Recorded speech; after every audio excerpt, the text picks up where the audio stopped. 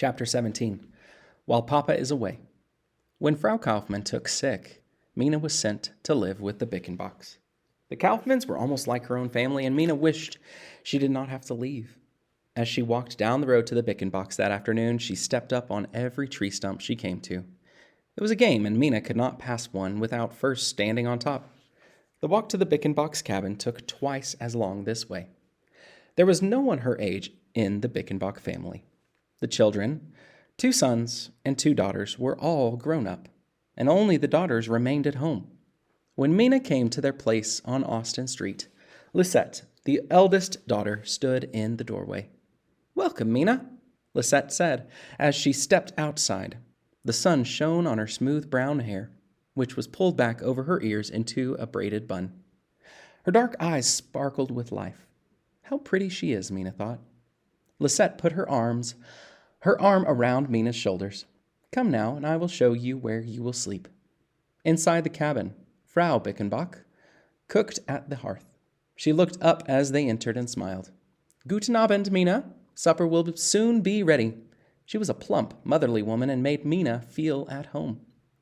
Lisette led the way up to the loft.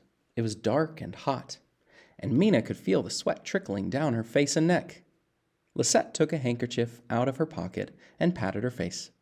"I hope it cools off before bedtime, or we shall never be able to sleep here." That night a rainstorm came, and the big drops pounded the roof so close above Mina. With the rain came cooler air. The Bickenbachs were already asleep downstairs, but up in the loft, a candle still burned. Mina lay on her mattress listening to the rain. Lisette's sister, Frederica, was combing out her long, dark hair. Lisette opened the trunk. "Mina, I think I have a nightgown here that would fit you." Mina looked down at her own. It was several inches too short for her now. She got up and went over to the trunk. Lisette held the nightgown up to Mina. It was white cotton with lace and blue ribbon around the neck and hem.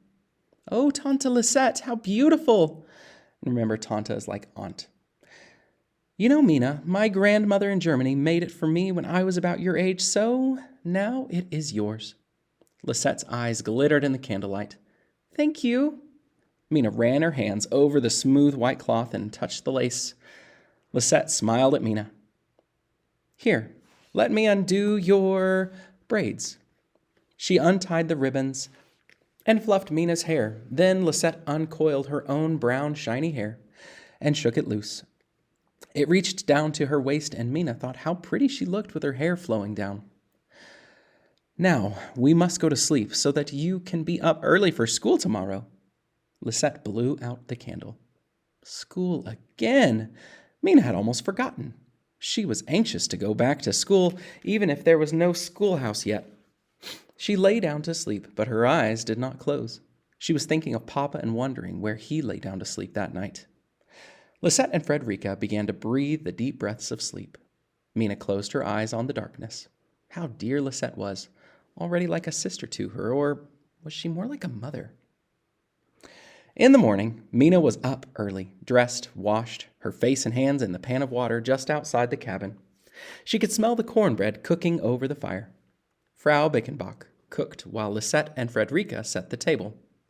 Then together with Herr Bickenbach, they ate breakfast. "Well, Mina, once again you go back to school," said Herr Bickenbach, and he bit off a piece of cornbread. "Ja, today I will learn to speak English, I hope." Everyone laughed. "Then you must teach me, Mina," Lisette said. "Oh, I will." As she started on her way to school along Schubert Street, she saw Anna coming from the other direction and ran to meet her. "Anna, how is your mother?" "About the same." Anna looked down at the dirt road. "She still has fever and is very weak." A school bell rang sharply through the morning air. "Let us hurry." Mina took Anna by the hand. The 2 girls turned down San Saba Street toward the spreading post oak tree. Lined up underneath its branches were some wooden benches. A few children already sat there, and Herr Leyendecker stood facing them, awaiting the rest of his pupils, holding the bell in one hand. He was a strong, robust young man with a broad smile. As Mina and Anna chose seats on the girls' side, his voice boomed out. "Guten Morgen, Mina! Guten Morgen, Anna!" "Guten Morgen, Herr Leyendecker," they replied in chorus. When all the children had gathered, Herr Leyendecker said, "Now we shall begin. First, I want the youngest children on the front row and the oldest in the back. The rest of you arrange yourselves in between."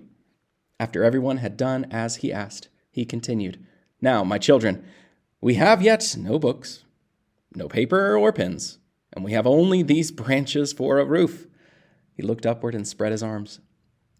"But we have pupils and we have a teacher, so we shall begin lessons." And in this case, pupils is like just students or kids. First, we shall learn to say Guten Morgen in English. It is Good Morning. He exaggerated the formation of each sound with his mouth. Now repeat. Good morning. All the children answered at once. Each evening, Mina would teach Lisette the English words she had learned that day, and together they practiced pronouncing them. Your papa will be so surprised when he returns to hear how much English you have learned, Mina. After school one day, Mina was working in the garden.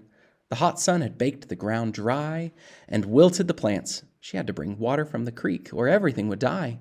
It was hard work, and Mina struggled with the heavy bucket of water up the bank. In spite of her efforts, some of the water sloshed out and onto her feet as she walked, balancing the heavy load with her free arm outstretched. As she set the bucket down on the ground, she heard the creaking of a wagon on the road, and then Papa's voice directing the oxen, "Gee, gee," which means to turn right. Mina ran toward the road, and there was Papa.